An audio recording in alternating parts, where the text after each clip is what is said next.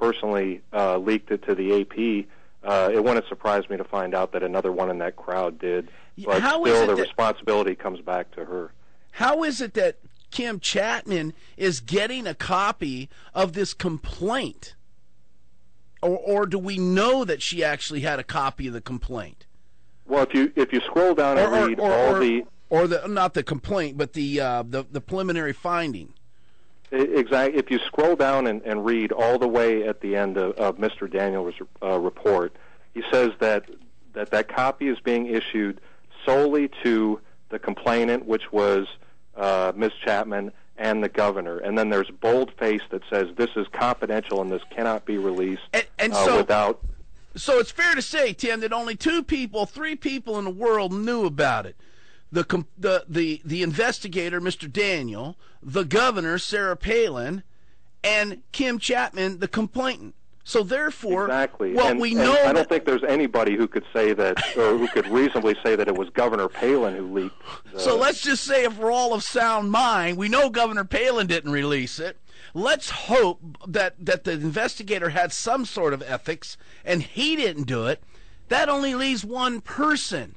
Miss Chapman. Oh, I know. She left it laying on a desk, and somebody else picked it up and leaked it to reporter Rachel Duoro. That's what must have happened.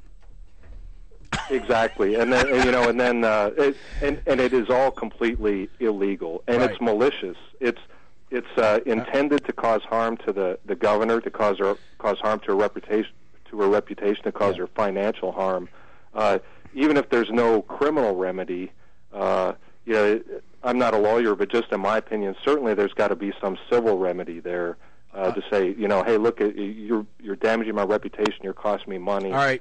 You've got to pay for this. Thanks, Tim. Let's take a call quickly from Dave and Bev, and then we've got to move because we have Denise Spencer calling in from the East Coast, from Yorktown, Virginia.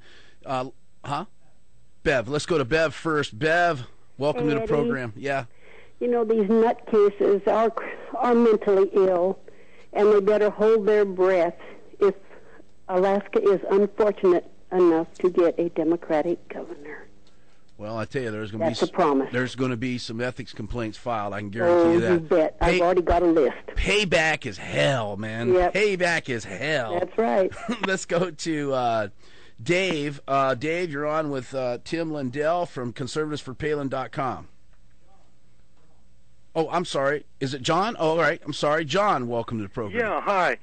This certainly looks like a conflict of interest in Perkins and Coie even taking it if they're working with the Democratic Party, or at least the appearance that they should have distanced themselves and built a China wall. Quickly, Tim, would you please paint that picture, some of the connections between Barack Obama and Perkins and Coie? Well, this was, and we weren't actually the ones that went and dug this up. This was at the website, The American Thinker. But just looking at the investigator, Mr. Daniel, he personally donated $1,500 to the Kerry Edwards campaign, another $1,000 to the Democratic National Committee, and then another $1,000 to Mark Begich's senatorial campaign last year. But if we look at his law firm, Perkins Coie, it's actually it was the official counsel for Barack Obama's presidential campaign. Yeah. And wouldn't it be true that if you're a Republican, or for that matter, Eddie Burke or someone who's fighting the Democrats, and if you were in a lawsuit and Perkins and Coie was on the other side, it would have the appearance that they could be prejudiced and biased, and therefore could cause a problem, or certainly could leak something inappropriately, like we have here.